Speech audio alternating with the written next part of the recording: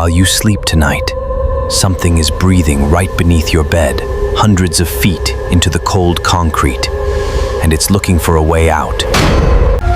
Jack! Everyone run! Get out of here!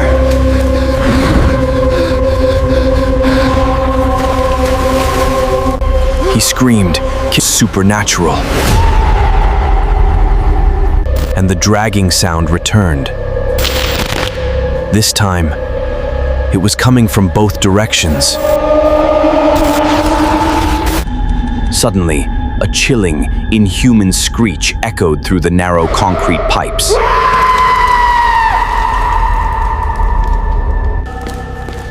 But as they spun around to retrace their steps, they realized a terrifying truth.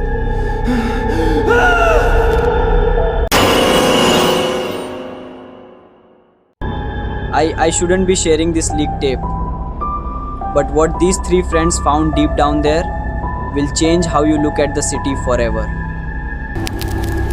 But right beneath your feet, hundreds of feet into the cold ground, lies a darkness no one talks about. A massive, endless labyrinth of abandoned subways, forgotten military bunkers, and decaying storm drains. The government has no complete map of this underworld. It is a place where civilization completely ends.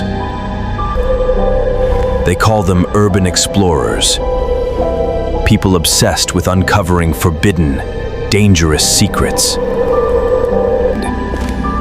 They step into the abyss with a camera in hand, looking for a thrill, but they forget one golden rule. When you look into the darkness for too long, the darkness looks right back at you.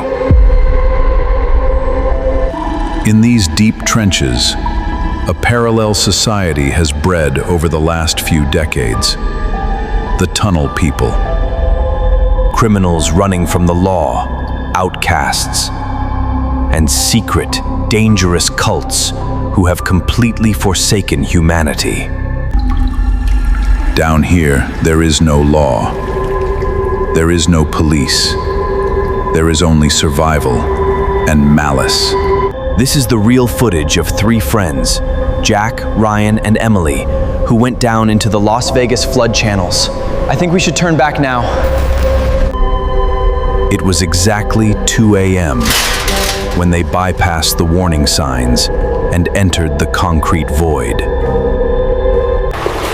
At first, it was just the echo of their footsteps and the rhythmic dripping of toxic water.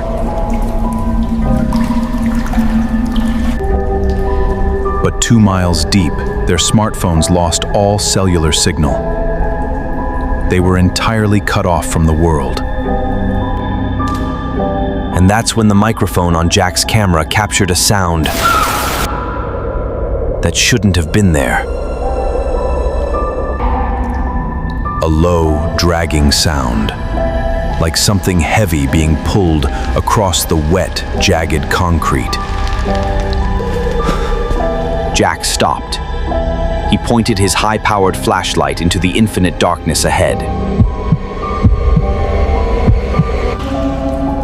Nothing. Just the empty, suffocating air of the tunnel, mocking his growing anxiety. He told his friends it was probably just a stray animal. But he was lying to keep them calm. Because on the concrete walls, the flashlight revealed fresh, disturbing crimson markings. They weren't markings of a street artist. They were warnings, a boundary line. Emily, overwhelmed by a sudden sense of dread, begged them to turn back immediately. But as they spun around to retrace their steps, they realized a terrifying truth. The tunnels were a maze, a complex grid where every single corner looked exactly the same. They were walking in circles, deep inside the concrete belly of the city, completely lost. Then the temperature dropped. Their breath turned into cold, visible mist, and the dragging sound returned. This time, it was coming from both directions. Suddenly, a chilling, inhuman screech echoed through the narrow concrete pipes. In a blind panic, Ryan dropped his heavy flashlight. It shattered against the wet stone. Total darkness swallowed them. Their only light source was the dim green screen of Jack's camera. Through the grainy green display, Jack saw something that froze the blood in his veins. About 50 yards away, out of the deep fog, 3 tall figures emerged. They weren't wearing normal clothes. They wore crude, burlap masks and dark, ragged robes. In their hands, they held long, rusted iron spikes and butcher knives. They began to whisper, a rhythmic, ancient chant in a language that sounded completely unholy. Then they started running, not like humans, but with a bizarre, predatory speed. Jack! Everyone run! Get out of here!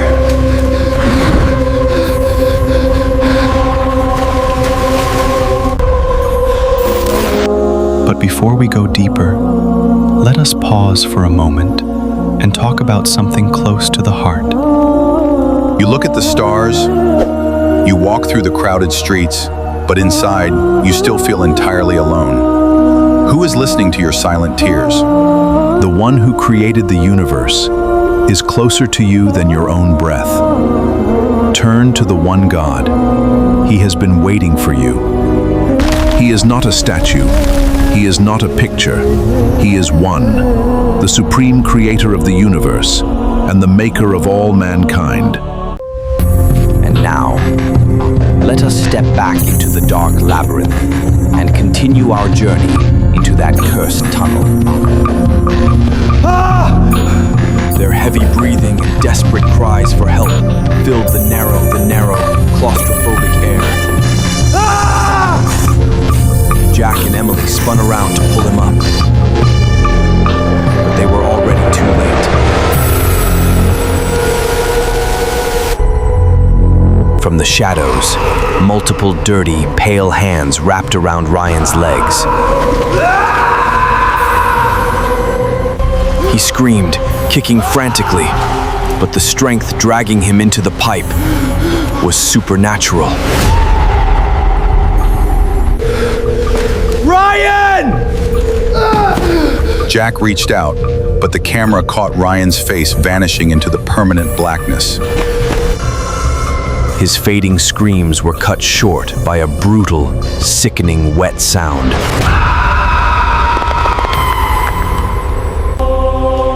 Emily grabbed Jack's arm, pulling him away, as the chanting figures turned their attention to them. They ran blindly, driven by pure survival instinct, abandoning their friend to the dark.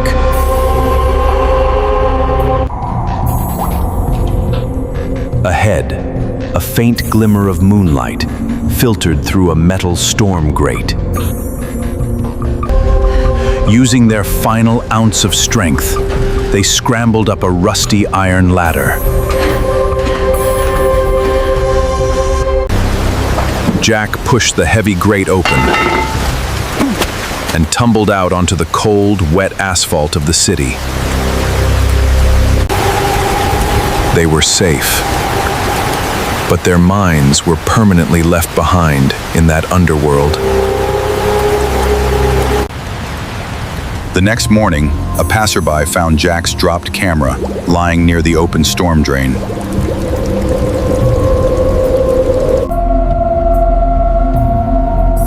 When the local police department reviewed the tape, the room fell dead silent. A heavy investigation was launched, and SWAT teams descended into the flood channels. They searched for miles, but they found absolutely no trace of Ryan or the masked cult. It was as if the labyrinth had swallowed them whole, erasing any evidence of their existence. Jack and Emily are currently inside a high-security psychiatric facility in Nevada.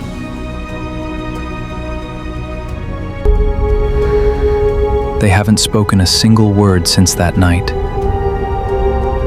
They just stare at the dark corners of the room. The city administration quietly welded hundreds of manholes shut, trying to bury the secret. But remember, as you walk down those beautiful, neon-lit American streets at night, Something hungry is breathing right beneath your feet, watching, waiting, so stay away from the dark. They are still down there. So the next time you hear a strange sound beneath your feet at night, do not look down.